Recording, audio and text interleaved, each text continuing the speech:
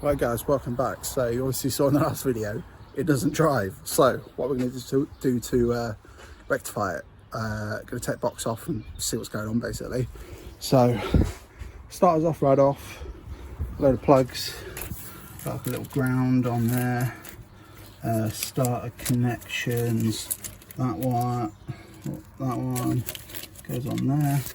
It's all sort of, so I can look back at this video and actually see where everything goes. I think speed sensor, we've got this one. I'm all going to put the bolts back in the same place so I know where they go. Because when I put this together again, I hadn't really taken a good video just assembling everything. So that's that. I forgot to bring a tub home, so I need to drain the box oil. I also need to replace a drive shaft seal on that side, so I need to measure that as well, but I forgot to bring something, unless I can find something to drain the oil into, because obviously I only put it in like 2 weeks ago, a week ago. So yeah, breather, that's not on. I think that's all the connections off the top. Yeah, we're going to leave all the bell housing bolts in for now. Next we've got a whip wheel off, drop, undo the strut, spring it back, pull shaft out, then you can take this mount off, and basically I'm going to get it to a point where all that's got to come out of the bell housing bolts. I'm going to take the bottom ones out and then just leave these top two, because, well, maybe one in, so easy to access. And then if I find a tub, I can drain the box oil into that and reuse it, because it's obviously pretty fine. Yeah, so got the shifter linkage off, got those bits off, got that engine mount off. I'm going to have to support it because I realise I've got the engine mount, the middle one goes through into the box. That's the shifter one, and then that's the one that goes through the rear mount, and that for that. Now I'm going to whip the wheel off, drop strut, then pull the axle out of the hub, but obviously leave it in the box for now. See, the weather looks absolutely shite, so unless I can find a tub to drain the box oil in, I think that'll be it for tonight. Then tomorrow we'll crack on with the rest. That's the shaft out the hub on that side. I don't know how I didn't realise, but I've got to take it out on that side as well because it's fucking two-wheel drive. So let's do the other side. That's that side hub. Shaft taken out the hub. Gonna try my hand at taking a few of the bell housing bolts out, and then I think we're gonna leave it there. Welcome everyone, it's the next day. I've kind of forgot to film, and we're here. We have the box off, clutch is off. I've just kind of been wrenching away. So the verdict, I'm not sure. So that's how the clutch came off, and that is the right way, at least how I'd expect it. So you got the flat side like that, facing towards the flywheel, and then the pokey outside facing towards the pressure plate. There's no witness marks on anything. That's just from me when I scuffed up the flywheel, when I marked the bolts, when I torqued them. I've fucking butchered the mating plate trying to get it off because it was stuck on one of the dowel pins. The only thing is, when I took the box off, the release bearing sort of popped off. Oh fucking hell, light's gone away. And I'm struggling to get it back on, but I don't know, it doesn't seem right, because like, should a release bearing have that amount of play on it? I don't know, because it looks like, for example, if it tried to like move like that, it would just get stuck. But yeah, it just seems a bit, there's just that amount of play on the shaft. It doesn't seem right. From what I remember, it seemed to go into those fine, and I must have moved it because I've greased everything. It's not like I've put it all in dry and it's all shagged, but that's the only thing I can see that I may have done wrong, or not may have done wrong, but that is wrong. Weird.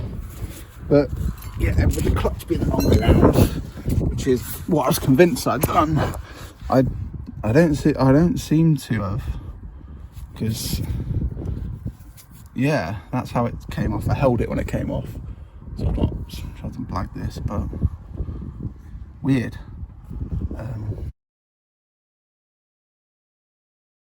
Right, so welcome back. So you see we inspected the clutch and it was as it should be. Now it's got to reassemble it, so I've got the box back on. All that I've changed is the release bearing clips from the original release bearing. I've transferred those to the new ones. They seemed a bit more sturdy, and then just sort of gone again. So yeah, now we've just got to put everything back together and see what it does. Hopefully it doesn't do the same thing. If not, then who knows at this point. So yeah, let's go on with it. I'll crack on with this and get bits done. So box mount on, rear mount, clutch cable, starter, all the wiring and sensors and shit. Just gonna put the shafts in now, and then put gearbox on it. I don't have a syringe here for it, and when I sort of filled it up, the bottles it comes in have like a little spout, so you can sort of fill it up like that. So I've just got it in a big tray.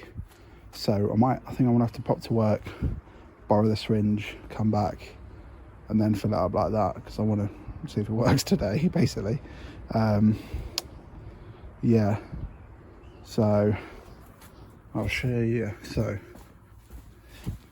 I bought a new gearbox seal I bought two actually, but only one's come, so I put the other one in. But the reason I bought it is because it's leaking, but I realised it was because on this on the long shaft it was corroded around where it seals.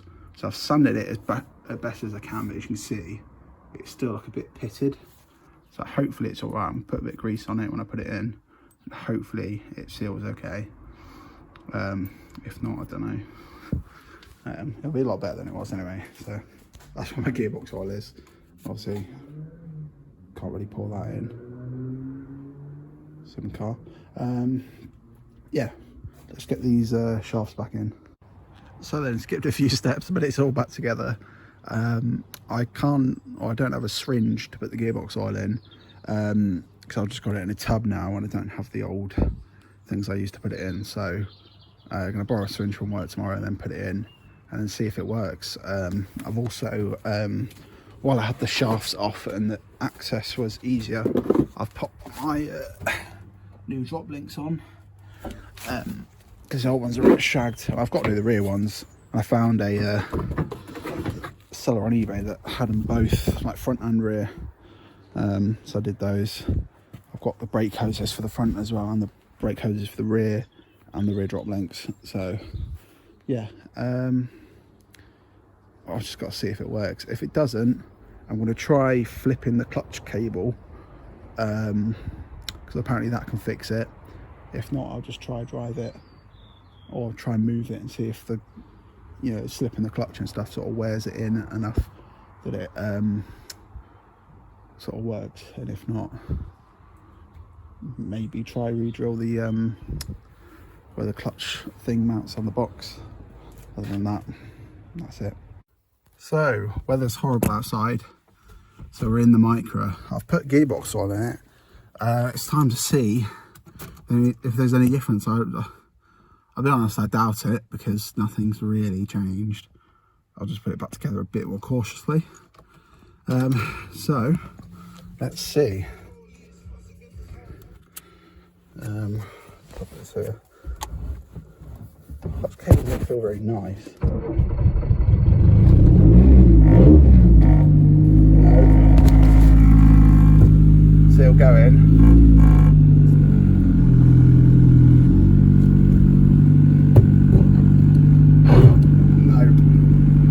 No different.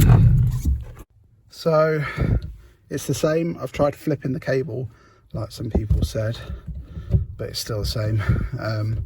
Super difficult to get into gear. The clutch pedal feels weird though. Unless it's a cable issue. The only thing that's different about the clutch cable really is the way it's routed. As you can see, where it comes out the bulkhead, it's proper close to the throttle body. So it just kind of makes a sharp curve.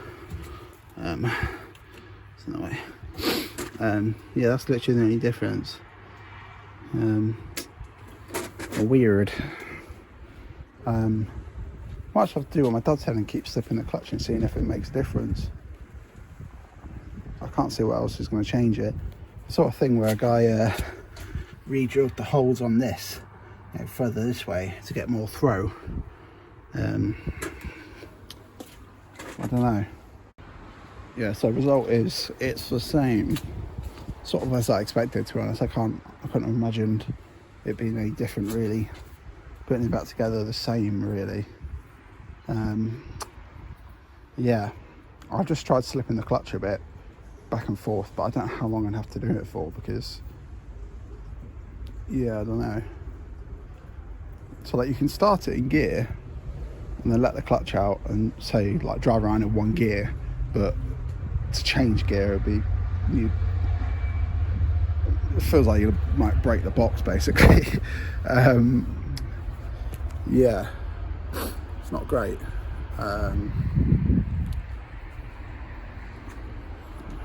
It's not really a lot I can do, to be honest, unless I try doing that thing where re-drilling the holes on this further back to get more throw.